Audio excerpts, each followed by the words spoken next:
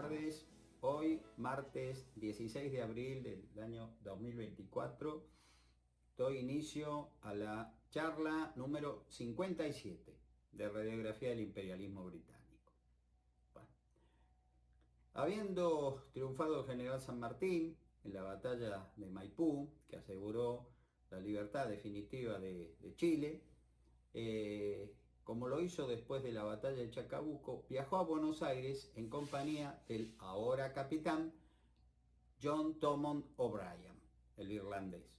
Como ya les dije, San Martín aprovechaba estos días de travesía para perfeccionar su inglés, para lo cual era un viaje de trabajo, porque venía a Buenos Aires no a pasear, pero también era de placer y de enseñanza. Iba, vuelvo a repetir, perfeccionando el idioma inglés.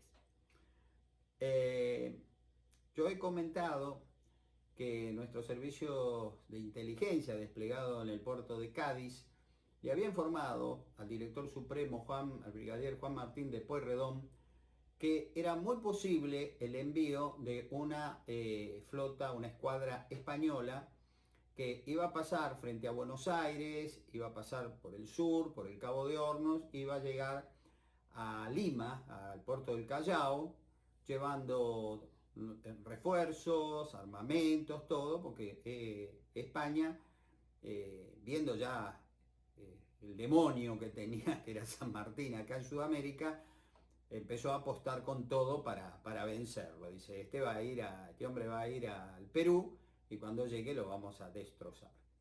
Así fue que partió una flota española, pero gracias al trabajo de nuestros espías en Cádiz, una de sus naves desertó aquí cuando estaba pasando a la altura de Ensenada de Barragán y se dirigió a ese puerto.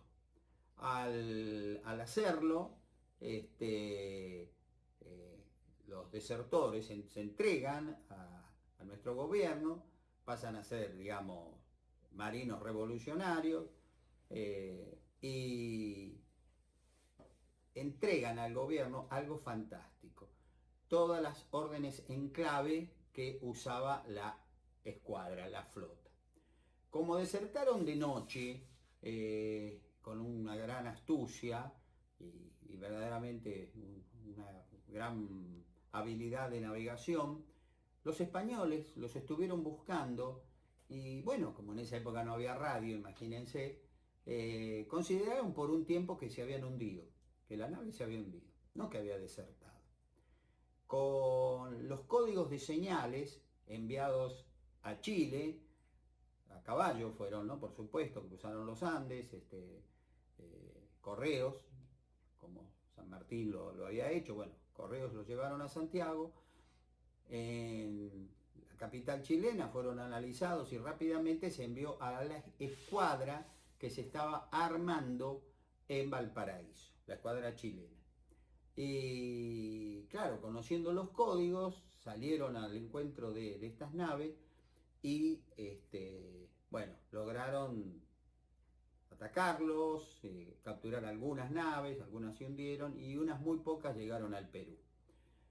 Fue un éxito rotundo. Esa expedición fue vencida, vuelvo a repetir, por el accionar de unos espías que había enviado el gobierno, había enviado Pueyrredón y estaban destacados en Cádiz. Y como es una historia que no se conoce, y también es justo, me parece así, a mí homenajear a esos valientes que arriesgaron su vida y su fortuna, voy a leer un siguiente párrafo de la colección Historia Argentina de Vicente Gesualdo. Dice así: Pueyrredón envió una serie de emisarios a Europa, emisarios espías. Destinados a Cádiz partieron Tomás de Lesica y Andrés Arguibel.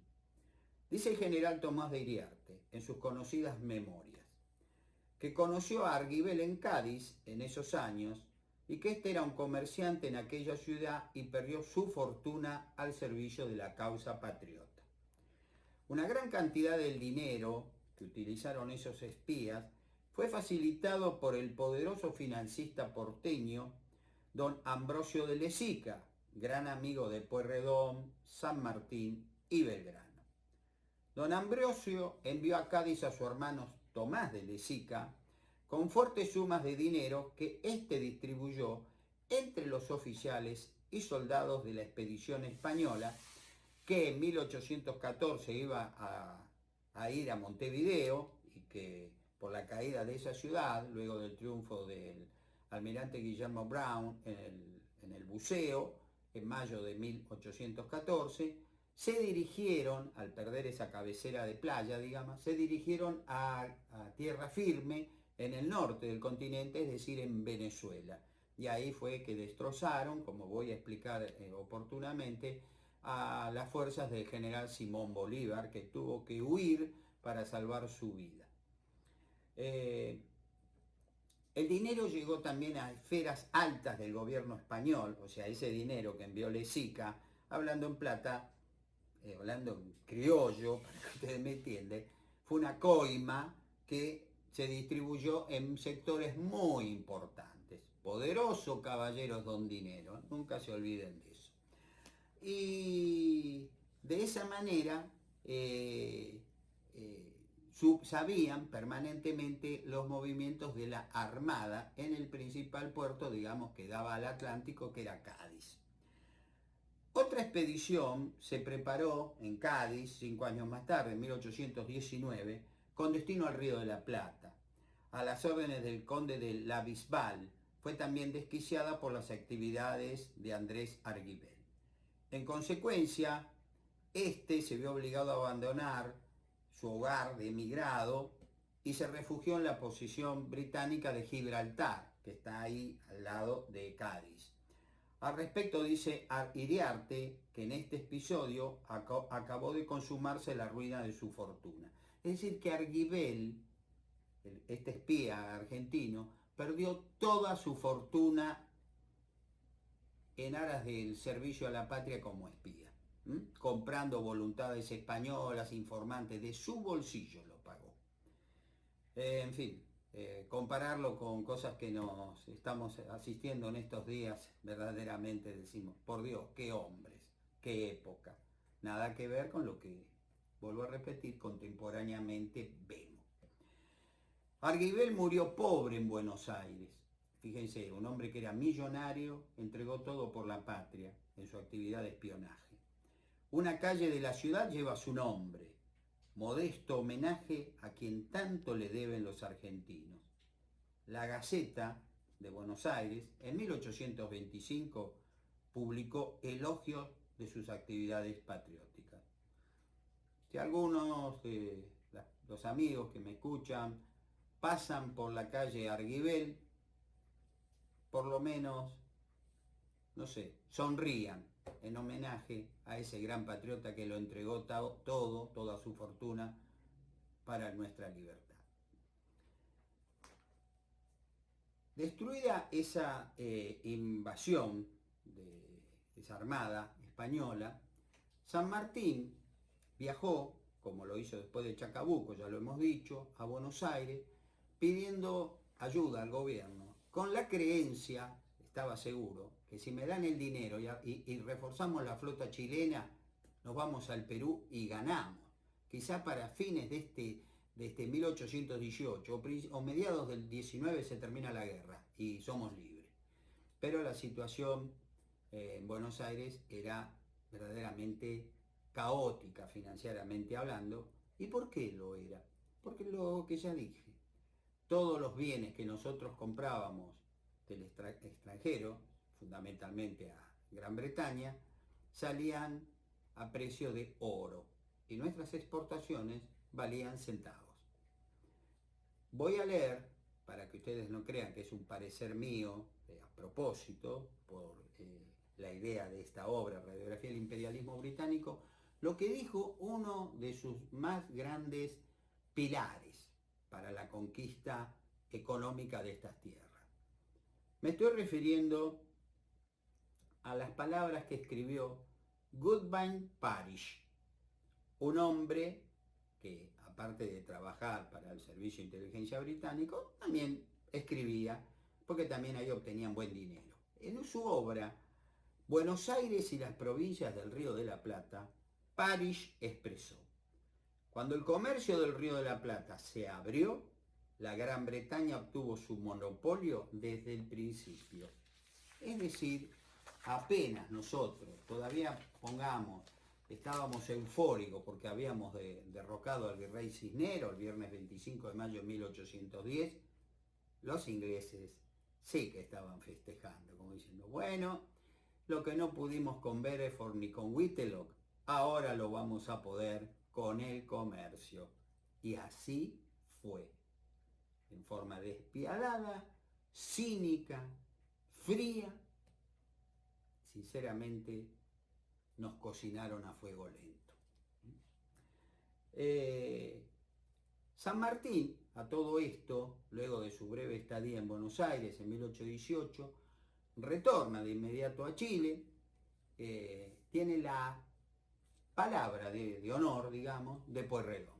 Pueyrredón le dijo: general o brigadier, porque ya lo habían ascendido a brigadier, brigadier, yo le voy a enviar lo que usted me solicita. Bla, bla. San Martín, por supuesto, contentísimo, viaja con O'Brien, su viaje de regreso, para emprender el cuarto cruce de la cordillera, y cuando llega a Mendoza recibe una notificación de Pueyrredón que le dice: no le puedo enviar los 500.000 pesos prometidos. Le podía enviar Pueyrredón la tercera parte. ¿Y por qué? Por el trabajo destructivo de los comerciantes británicos de Buenos Aires. La nota por la cual Pueyrredón le da la mala nueva dice así: la grandeza de los planes que ha concebido vuestra excelencia, en bien de la causa común, tan dignos de los auspicios de este gobierno, me decidieron, por falta de otros arbitrios, a calcular sobre los capitales en circulación del comercio de esta capital, para que introdujese en cartas hasta la suma de 500.000 pesos, con que debía auxiliarse a vuestra excelencia según lo resuelto. Cartas eran, digamos, pagaré. Me es insensible que, al hacer realizable el entero, el envío del dinero, han resuelto ineficaces las providencias dictadas, de suerte que ha sido forzoso moderar la cuota, y si bien puede afirmarse que el empréstito de los 500.000 pesos apenas se hará asequible en una tercera parte, lo que les acabo de decir, solo le puedo enviar la tercera parte. Estas y las anteriores causas deben persuadir del conflicto a que me reducen las actuales circunstancias. Deben persuadir a vuestra excelencia que hay un fundado motivo para suspender todo cálculo que se apoye en la existencia de los expresados fondos. En esta virtud he resuelto prevenir de todo comprometimiento que absolutamente omita el giro de letras contra la tesorería. Es decir, por favor no me envíe letras a pagar, o sea, pagarés a pagar porque no tengo con qué pagarlo. Mas repose vuestra excelencia en la esperanza de que, por cuantos medios me sea posible, íntimamente persuadido de cuán importante es la realización de las empresas que sabiamente medita el ataque al Perú, continuaré con la reunión de todo género de artículos y dinero que me proporcionen los desahogos. Es decir, voy a seguir buscando plata de abajo de las piedras, pero en este momento no hay más. En una misiva personal que acompaña dicha nota oficial, Pueyrredón le expresó: ya habrá visto que le digo lo que le digo sobre los 500.000 pesos. No hay remedio. No se sacan de aquí aunque se llenen las cárceles de capitalistas. Aunque los meta presos, no hay plata. No les puedo dar un centavo. San Martín se sintió muy frustrado y dolido. Estando el éxito, la terminación de la guerra, al alcance de la mano, todo se desmoronaba por no contar con el dinero suficiente para armar la escuadra y el ejército que liberaría al Perú. Por ello le respondió sobre las desastrosas ocurrencias que esto acarrearía, enviándole una copia de la nota enviada a Pueyrredón al brigadier Bernardo Higgins. La nota dice así: Creo mi deber exponer que, si el ejército de los Andes no es socorrido, no solamente no podrá emprender operación alguna, sino que está muy dispuesto a su disolución. Resuelto a hacer el sacrificio de mi vida, marchaba a encargarme del Ejército Unido, no obstante que el facultativo doctor Guillermo Colisberry, que también me asistió a mi enfermedad en el Tucumán, me asegura que mi existencia no alcanzará a 6 meses. San Martín creía que él moría en 6 meses en ese momento. Fíjense qué hombre, creyendo que tenía la muerte ahí, ahícito nomás, como diría el paisano, él se preocupaba por liberar la patria. Qué ejemplo, ¿no? Sin embargo, yo arrastraba todo en el supuesto que dicho ejército tendría que operar fuera de Chile. Pero variando las circunstancias, ruego se sirva admitirme la renuncia que hago del expresado mando.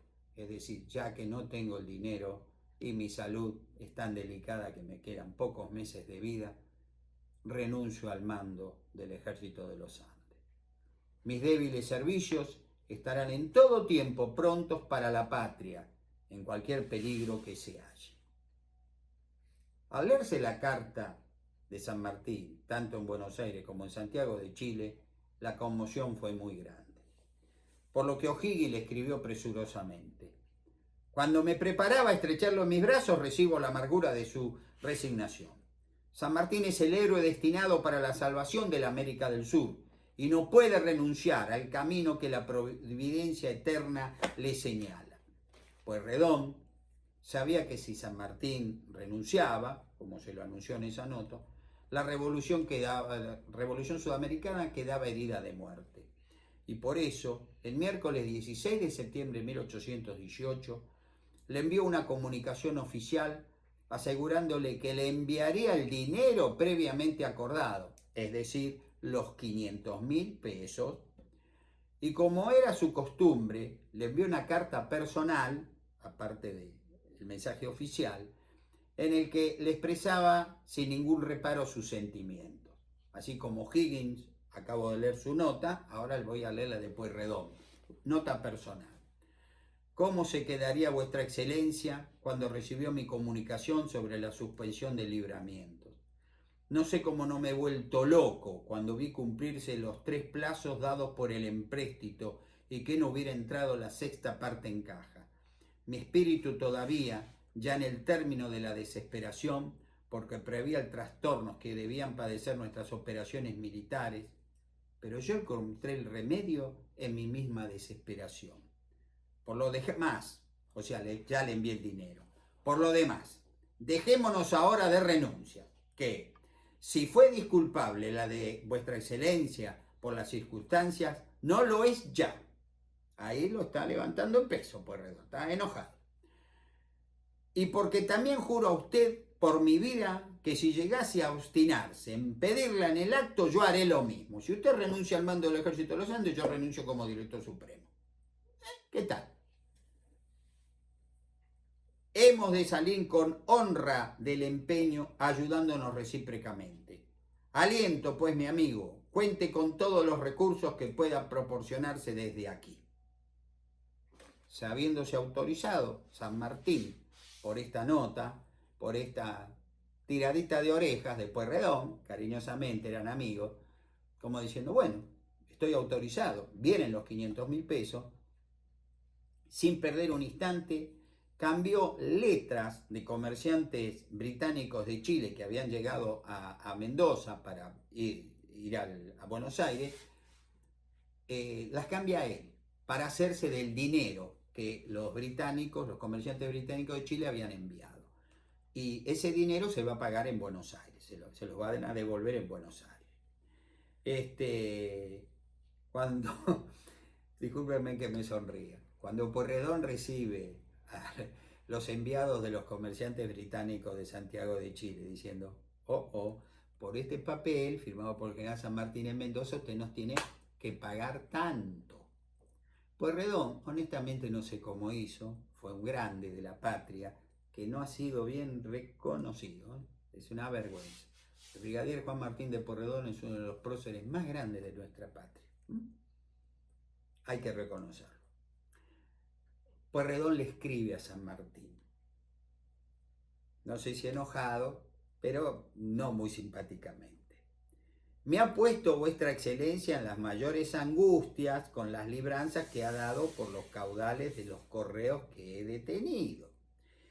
Ha sido preciso pagarles a la vista, ¿no?, las letras de los comerciantes británicos, porque de otro modo padecía el crédito de usted, el mío y el de la administración toda.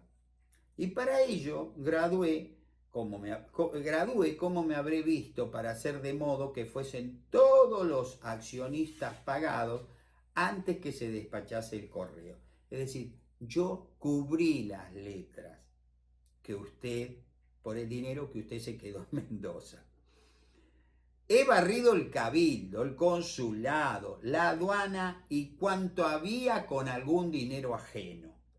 Si viene otro envío como el suyo, hago bancarrota y nos fundimos. Como le dijo, esta vez logré pagar. No me envíe otro presente griego como ese porque ya no se va a poder pagar.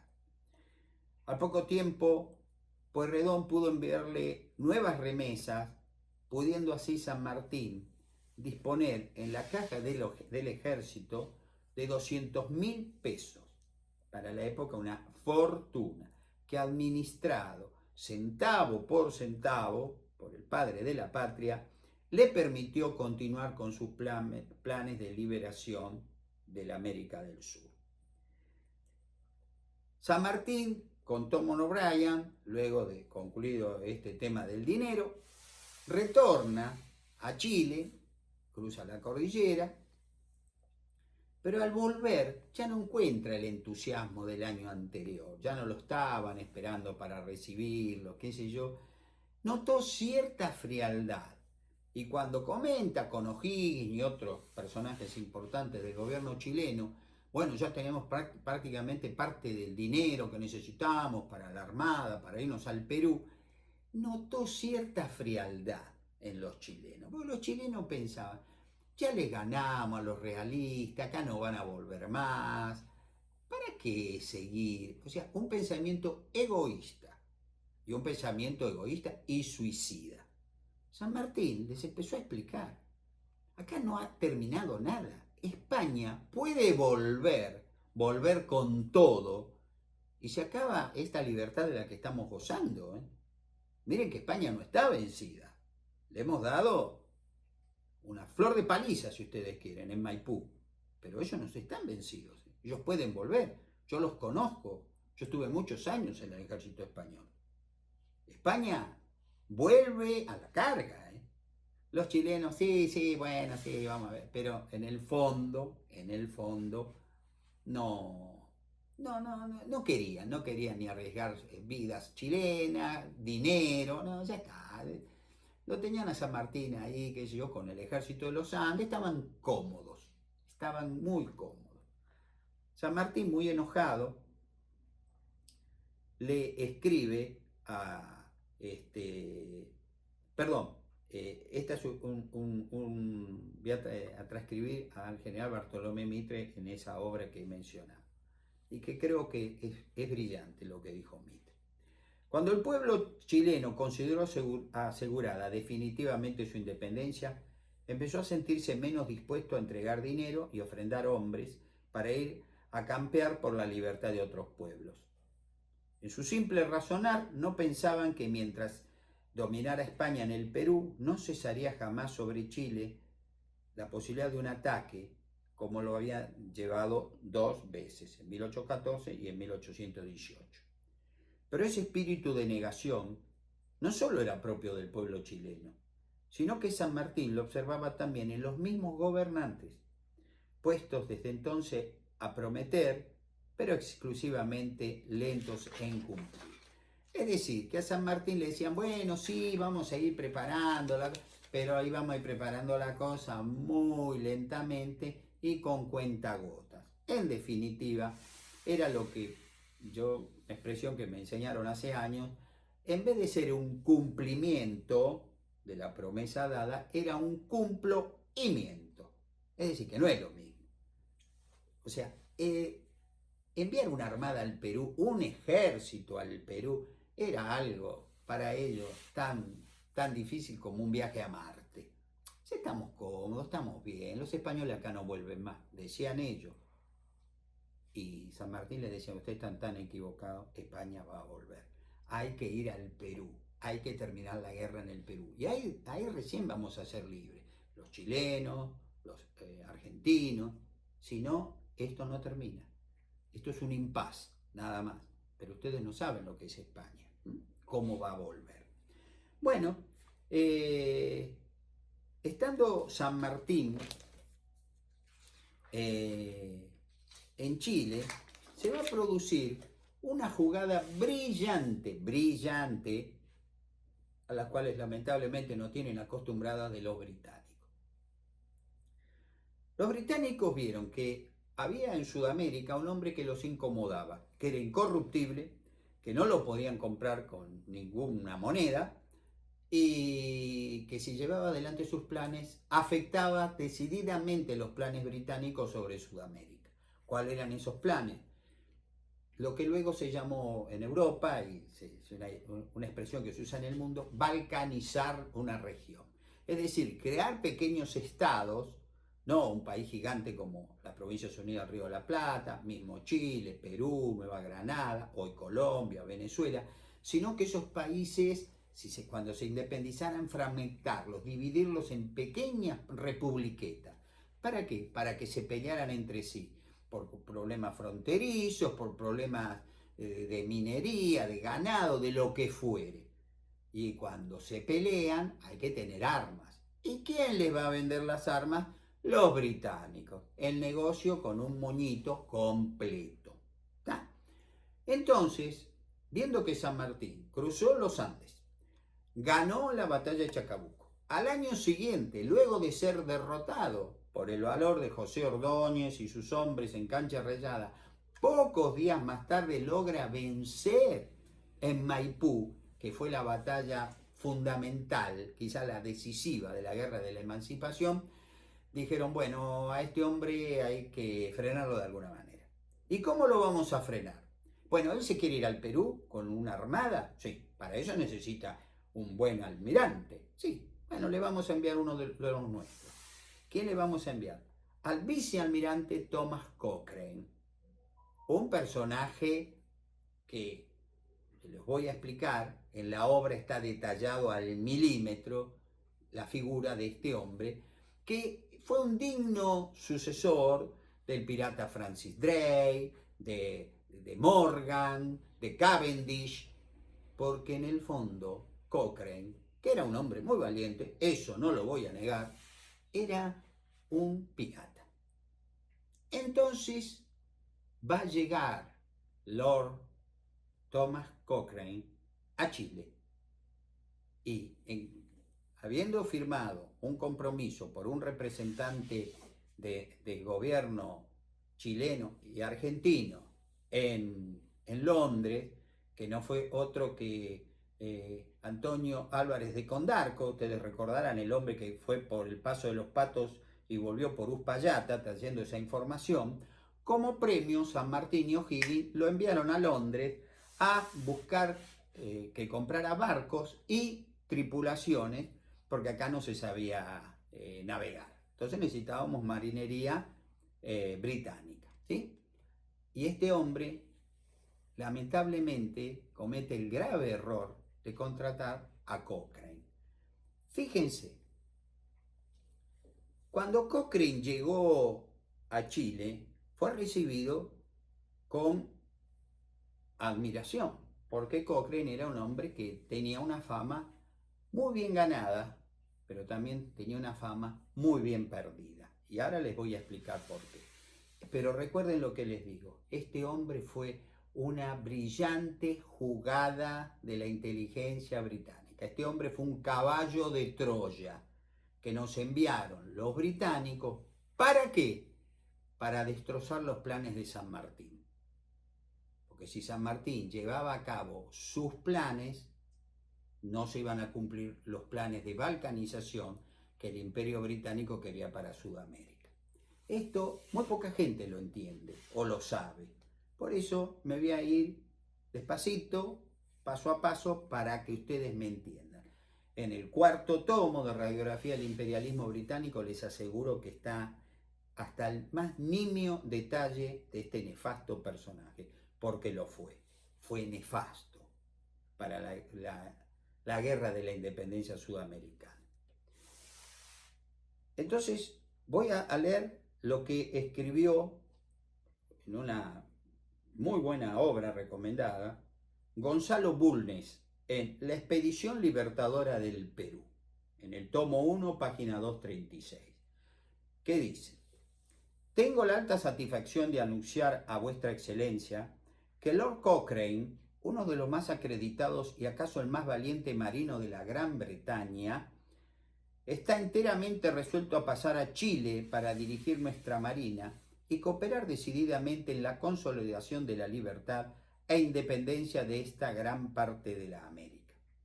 Este personaje es altamente recomendable, no solo por los principios liberales con que ha sostenido siempre la causa del pueblo inglés en el Parlamento, sino que posee un carácter superior a toda pretensión ambiciosa, y lo que es más, incapaz de ser envuelto en el vértigo de las intrigas ministeriales de Europa, en donde se empieza a acechar con celos el engrandecimiento de la América del Sur. Bajo este seguro concepto, yo no he trepidado un momento en hacer uso del pleno poder con que se me ha honrado, y en su virtud le he ofrecido el mando general y rango de almirante de toda la Fuerza Naval de Chile, y habiéndole aceptado, ha sido en consecuencia autorizado a elegir y nombrar aquellos oficiales de marina que, con arreglos al número de nuestros buques, objeto de nuestra gran causa y circunstancia de las empresas que debe dirigir, sean capaces de llenar sus destinos del modo que más satisfactorio a las miras del Director Supremo de Chile, Brigadier Bernardo O'Higgins. ¿Quién escribió esta fantástica carta de presentación y equivocada? Fue el sargento mayor José Antonio Álvarez de Condarco. Creyó que Cochrane era un caballero inglés y Cochrane era cualquier cosa menos un caballero. Acá en el punto donde lo trato, yo pongo la sospechosa aceptación de la comandancia de la Armada chilena. Thomas Cochrane fue el hijo primogénito del conde de Dundonald. Ingresó a la Real Armada distinguiéndose por su audacia y valor en la guerra contra Napoleón. Pero como sus actos fueron cercanos a la piratería, fue mal visto por el almirantazgo británico, invitándolo a solicitar su retiro. Entonces este hombre participa en la política. La Armada británica, bueno, le dijo chau chau, adiós, no te queremos más con nosotros, y fue elegido diputado, ¿no?, a la Cámara de los Comunes por el Partido Liberal, que era opositor al gobierno. Pero no duró mucho en la banca por una teatral expulsión. Yo considero que todo esto fue parte de un montaje del Servicio de Inteligencia británico. A este hombre lo van a expulsar, y yo creo que eso fue del Parlamento, fue una brillante operación de velo y engaño, pergeñada por el gobierno británico para obtener grandes ventajas en distintas partes del globo, donde Cochrane no podía actuar como almirante británico, podía actuar como un hombre que lo habían expulsado del servicio de su graciosa majestad. En lo que nos atañe directamente, la guerra sudamericana, yo creo, estoy convencido, y en la obra así lo digo, y creo que lo fundamento, lo fundamento, que lo hizo para hacer fracasar la obra planificada por el general San Martín, pues ellos, el triunfo de San Martín los perjudicaba a los planes, vuelvo a repetir, que ellos tenían para esta región del globo. ¿Cómo se lo sacaron de encima? entre comillas. Thomas Cochrane, acusado de haber llevado a cabo una vergonzosa especulación financiera, fue expulsado en forma humillante de su escaño 4 años antes, es decir, en 1814. Y ahora voy a leer. En Inglaterra, donde los ciudadanos gozan del pleno ejercicio de su libertad, sobre todo en lo que toca a la manifestación de sus pensamientos, ya sea por escrito, ya por palabra, y las leyes que se muestran a veces muy severas contra las propagandistas de especies falsas, es sabido el rigor que experimentó Lord Cochrane, aquel místico que había derramado su sangre al servicio de su patria y que después tomó una parte tan activa y tan generosa en la guerra de nuestra independencia. El episodio de su vida que vamos a referir probará mejor que nada la legalidad de una medida que solo pueden declarar arbitraria los que están acostumbrados a confundir la libertad con licencia.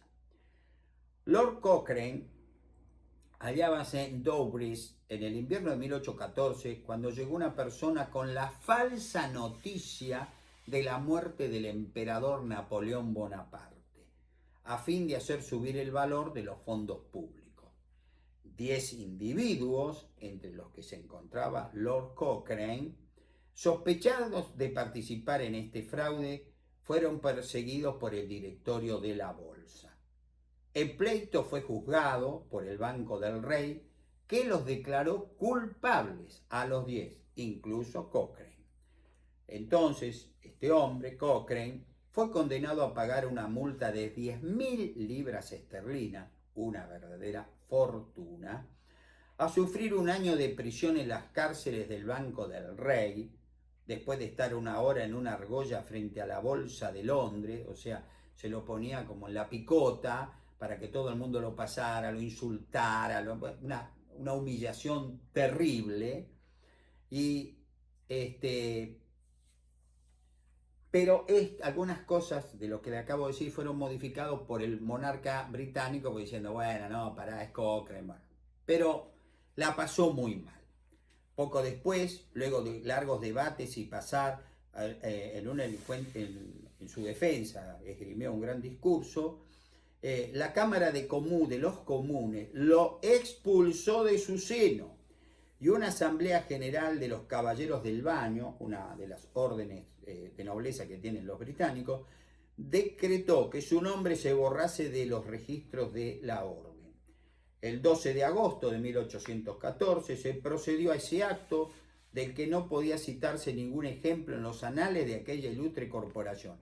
Algo nunca visto, lo expulsaron muy humillantemente, muy mal. El rey de armas, que es un personaje de la Cámara de los Comunes, entró en la capilla de Enrique VII, en la abadía de Westminster, subió a una escalera para arrancar la bandera de Lord Cochrane del lugar que ocupaba entre los de Bereford y de Sir Brent Spencer. Sus armas fueron quitadas de su asiento, como así también descolgaron de las paredes su yelmo, su morrión, su manto y su espada, con todas las demás insignias de la Orden del Baño. Después de estos preliminares sucedió la parte más degradante de la ceremonia. La bandera de Lord Cochrane fue echada a patada fuera de la capilla y quemada a manos del verdugo. Ese hombre, ¿no? Esto está en el archivo del doctor Ángel Justiniano Carranza, del cual yo lo saqué, demuestra que verdaderamente todo lo honorable que dijo Juan Antonio Álvarez de Condarco de Cochrane no era cierto. Cochrane fue, si se me permite la expresión, considerado poco más que una rata, o poco menos que una rata. Era un paria, era alguien que nadie se le acercaba por lo que había hecho. Hizo una especulación financiera diciendo, murió Napoleón, los bonos que tenían se fueron a las nubes, cuando estaban bien arriba los vendieron, ganaron una fortuna, y después llegó la noticia, Napoleón está vivo. Entonces ese era Lord Cochrane. Ese personaje siniestro llega a Chile, y ese personaje siniestro va a tratar por todos los medios de hacer fracasar los planes de liberación del general José de San Martín. Este hombre, Lord Cochrane, Thomas Cochrane, yo estoy convencido que todo esto fue un gran montaje, una operación de velo y engaño, como se dice en la jerga de la inteligencia militar. Y fíjense lo que este hombre, tratando de recubrirse un poquito, porque al principio se hizo medio el amigo de San Martín, le escribe el sábado 4 de agosto de 1821, desde el Callao, ¿no?, a San Martín, explicándole cómo él fue a Chile para tratar de reivindicar su nombre. Caí en desgracia y fui el blanco de su resentimiento, de los políticos. Tuve en revancha lo que estimo por arriba de todas las cosas, la aprobación de mi propia conciencia y además la del pueblo inglés en general, representado por 40.000 electores del municipio de Westminster, asiento del gobierno, y el más ilustrado de todos, quienes, y este es el hecho más sugerente de todos, me devolvieron por 2 veces al Parlamento después de que el gobierno me había metido en la cárcel. Es decir, como este hombre disponía de mucho dinero, compró conciencias, iba a las tabernas, pagaba la cerveza, pagaba un whisky, y la gente, no se van a creer que los ingleses son mucho mejores que otros pueblos, lo volvieron a votar 2 veces. Políticos nefastos, sin comentario. Los hay aquí, los hay allá y más allá también. Pero Cochrane, como ustedes van a ver en las sucesivas charlas, fue verdaderamente un ser altamente nefasto para la campaña sanmartiniana, y luego lo vamos a ver una vez que se retira, no les anticipo nada, en forma en una traición verdaderamente vergonzosa, pasó a Brasil y luego pasó a Grecia. Más no les puedo adelantar, pero sí ustedes creo que van a coincidir conmigo que fue una brillante operación de inteligencia de los británicos. Nos mandaron un caballo de Troya y les funcionó, lamentablemente. Amigos, si Dios quiere, nos veremos el próximo martes. Como siempre, ha sido un placer encontrarme con ustedes. Muy buenas tardes.